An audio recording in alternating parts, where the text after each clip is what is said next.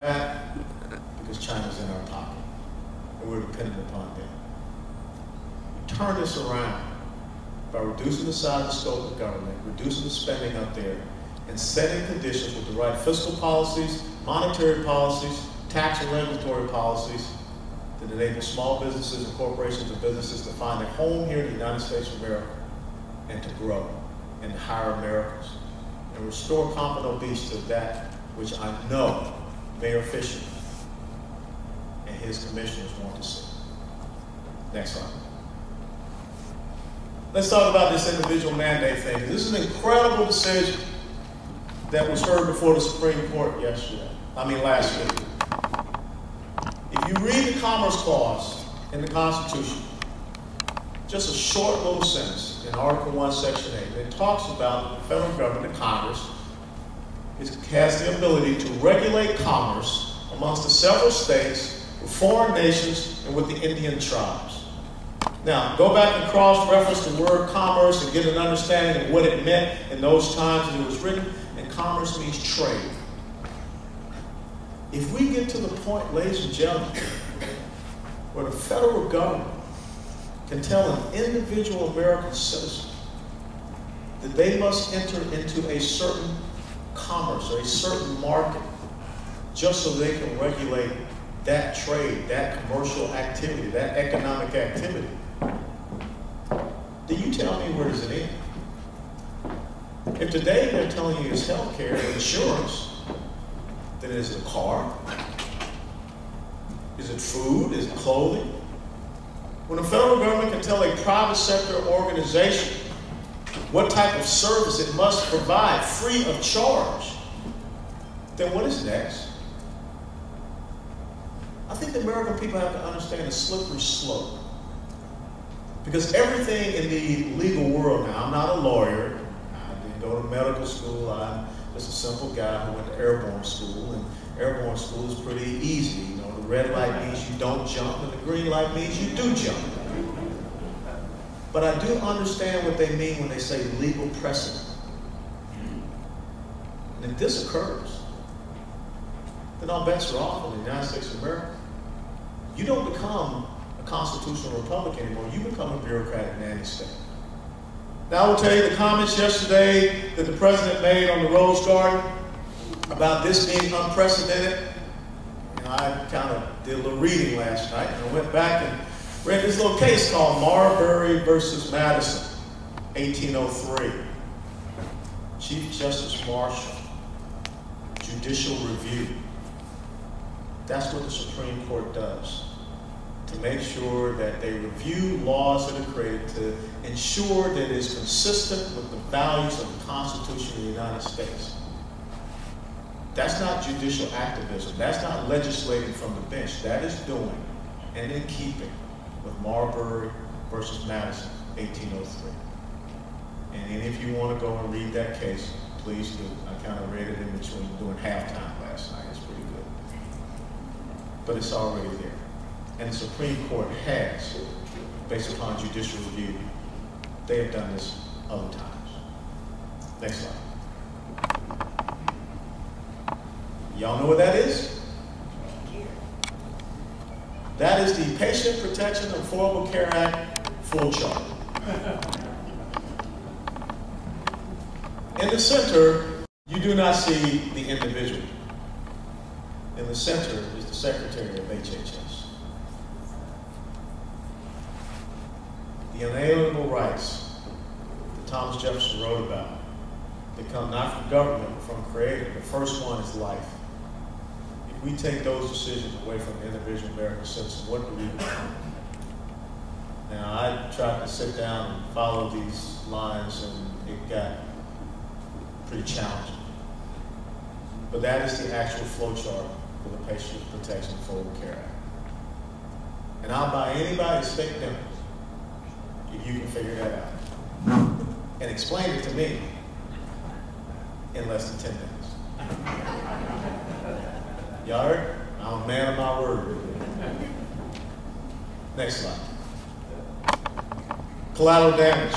How many people know where the Rand Eye Institute is, just right up the street off by 95? Dr. Rand sent this to me. a couple weeks ago. And this is the collateral damage. This is the unintended consequences. Remember that first slide that I showed you? Are we better off? Are you better off? Health insurance premiums are going up. This is what's happening. And this was the email that he sent to our office. His healthcare coverage at United Healthcare is increasing, I believe, 34%. And that means that someone is not going to get a pay raise. Someone may get dropped off of the health insurance coverage. Someone may get put on part-time because he just can't afford to see that happen. As you see, quality care will not survive.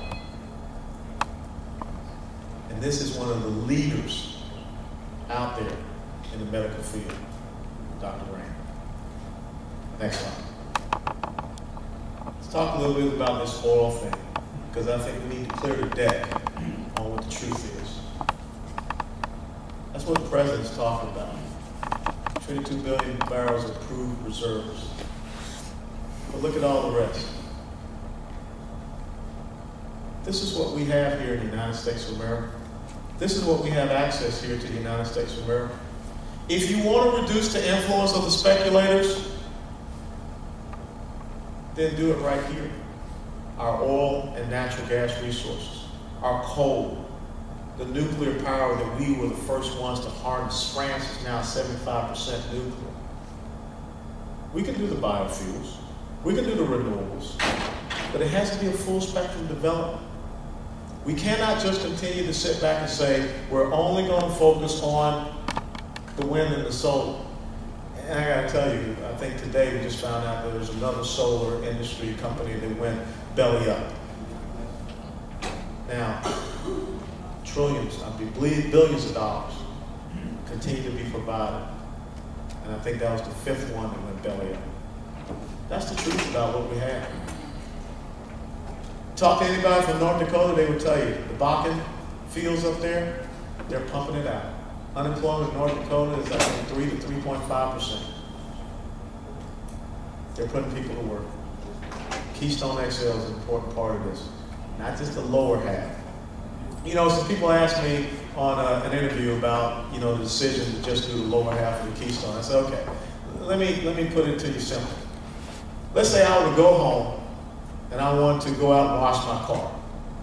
And so I reeled out the water hose and I cut the water hose in half. And I stood there with the lower half of the water hose and I figured I'm going to still wash my car.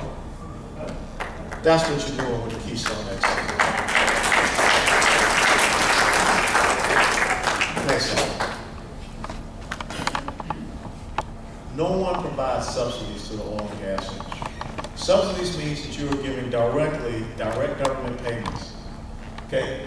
Cost recovery mechanisms, there are tax deductions, but interestingly enough, these are the tax deductions that the oil and gas industry has. Now, if you see, they share these 5 with every other major industry in the United States of America. It's only these 2 down here that are unique. This first one here is not applicable to big oil, only to small, independent oil drillers. That's the truth, ladies and gentlemen. $4 billion? Okay. But then why did we send $2 billion of American taxpayer money to Brazil for them to do oil and gas exploration offshore? $86 million a day. 41.1% share. Now there's a company called GE, whose CEO, Jeffrey Immelt, sits on an advisory council for the president. They pay nothing. That's the truth. Now there's some people, they don't like it when I tell the truth. But even more so, they don't like it when you know the truth. That's my fear. Kind of becoming like 1984, book that was written by George Orwell. That's why we continue to have these town hall meetings. And as I said, these slides are going to be posted on our website. A lot of people out here like to share jokes. Will when you pull down